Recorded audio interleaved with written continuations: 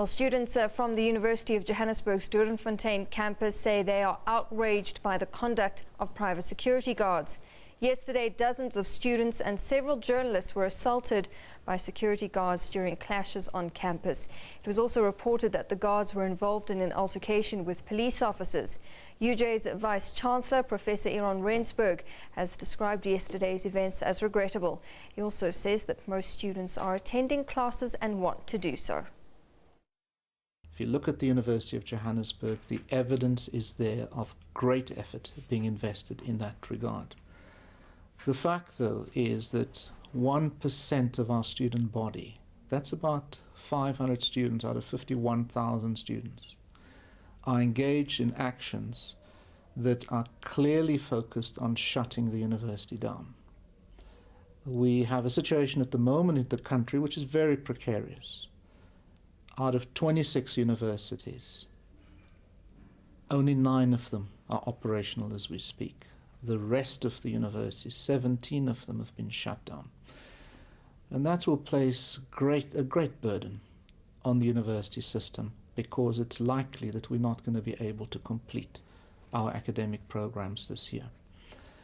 And so the approach here at the University of Johannesburg is that within the best of our ability, and to the best of our ability, we must invest effort to secure the space for 99% and more of our students who want to continue and who are continuing with their academic program, their tests, their laboratories, their tutorials, their classes. They are continuing with that, although there have been disruptions by the same group of activists, less than 500, who have been hell-bent on disrupting classes on our campuses. And I can give you the statistics as we speak.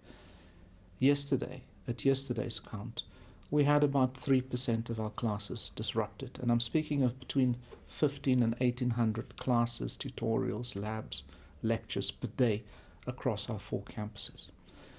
And so it is our duty to create the conditions for the 99% to be able to flourish and to continue their studies.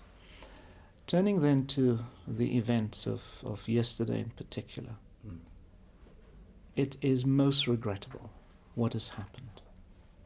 In this instance, where private security, contracted in by the university, left their positions on the campus of the university and chased after protesters. In fact, responded to them being thrown with rocks or stoned with rocks by throwing that back. That is regrettable, that is unacceptable, and we apologize in the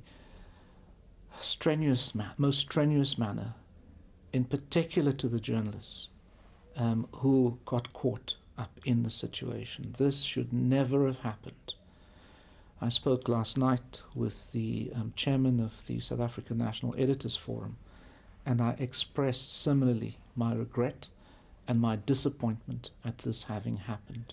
Having said that, what we are doing is we are engaging with our private security support or contracted firm, and we are drawing their attention firmly and clearly to the responsibilities that they carry and to our commitment to de-escalate the situation from what happened last night.